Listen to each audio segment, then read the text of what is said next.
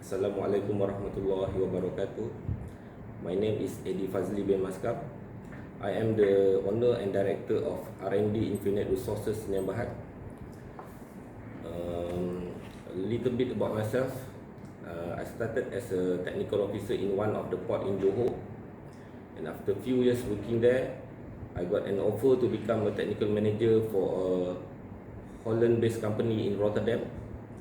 And from there, I was assigned to Africa to be the manager at the ports where we have a BOT contract, build, operate and transfer to the government.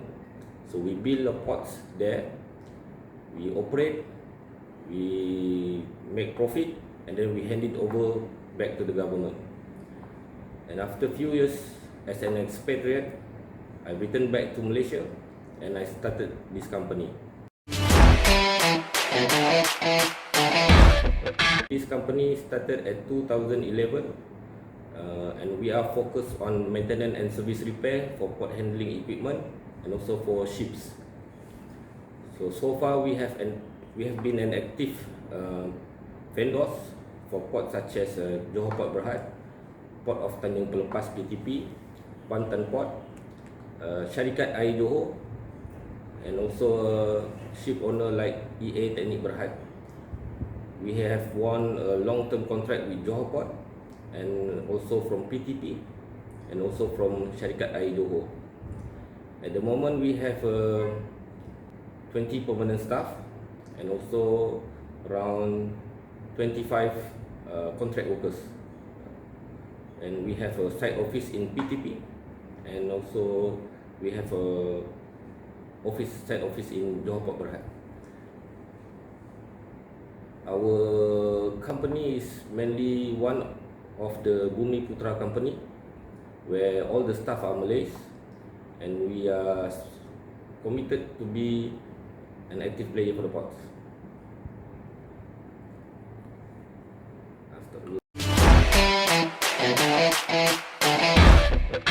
So my motivation to do the business is basically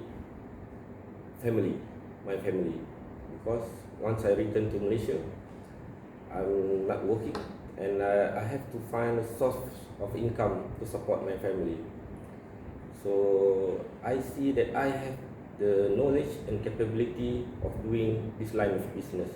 There are not many Bumi Putra company at the moment to do maintenance and services for port handling equipment. So I take the challenge, then I start to work with the ports, and we start small, starting with trading, and then we continue with services. The other thing is I have ambition to bring this company to be one of the success Bumi Putra company that can at least at the par with others company from international or from non-Bumi company. So far I think we have reached where we are at the same par with the non-Bumi company. Okay.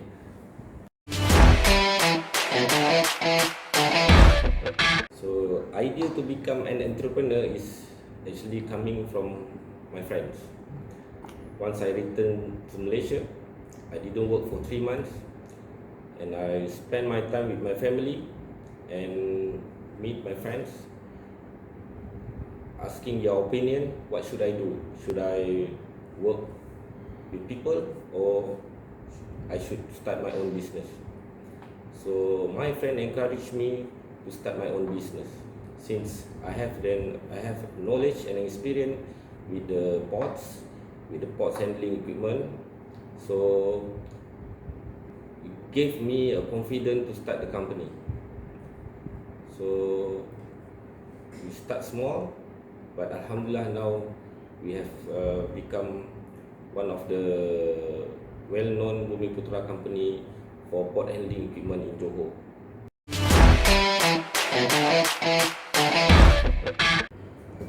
Another challenge that we face is with regards to the working capital.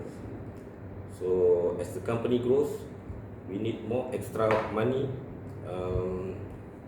to add up our manpower to prepare a fully working workshop, and also in order for us to get a bigger contract or bigger jobs, we need a bigger, more money to participate in that kind of tenders.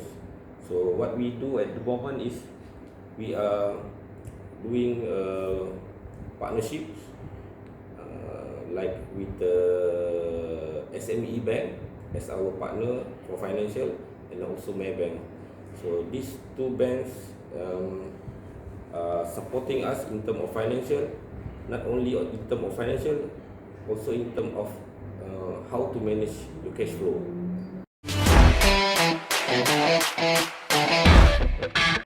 My suggestion and advice to those who have intention to do business, or for those who have started their business, is if you want to do it, you better do it during your young age.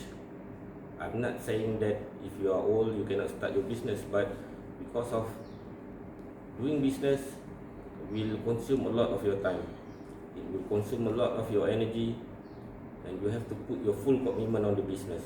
You cannot do it at part time, because it is very crucial during the startup that you do it right.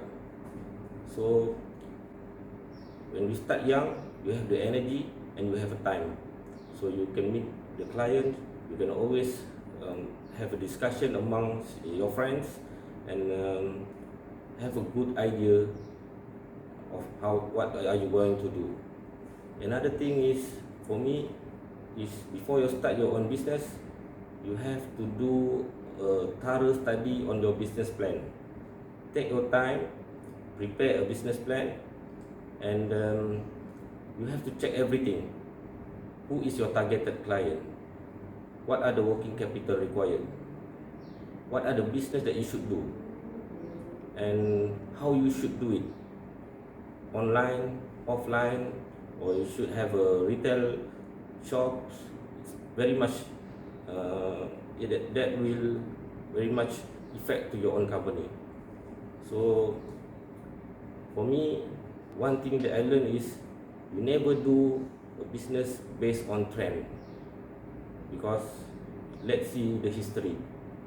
Few years back, some company is doing yogurt ice cream. I don't want to say the company name, but I think most of you recognize there are 2 or 3 brands selling yogurt-based ice cream, and I think that business can stand around 1 or 2 years only, because it's trend. So you start anew, people want to taste, they come to your place. Once they have tasted, they said, okay, enough, I don't want to do it again. But if you want to do business, make sure that your business solve customer problem, because once you solve the customer problem, the customer will come to you. I give an example. Imagine that in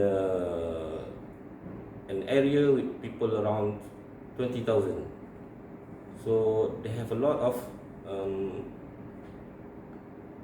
restaurant. So there are restaurants selling Chinese food, restaurant selling Malay food, restaurant selling many type of foods. And then because you think that you can cook, you want to open up another restaurant, but you change the concept. Maybe you just give a fancy look of your restaurant, but the customer will always sorry, potong-potong balik. Action. Another suggestion is, if you want to do a business, don't follow business trend at the time. For example,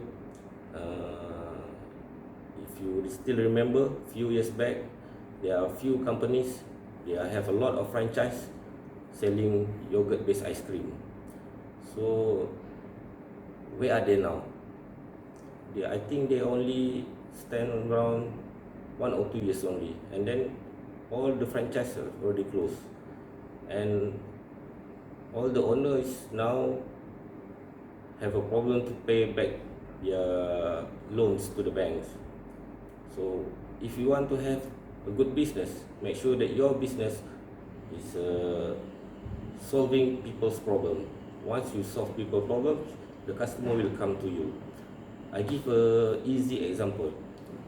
If you are staying in a place where a lot of people and there are a lot of restaurants, so if you have intention to do a restaurant as well, then you might have to rethink your ideas, because there's a lot of restaurants.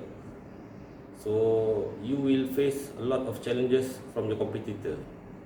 So what you should do is actually you move to another place where there's a lot of people but there's very less restaurant.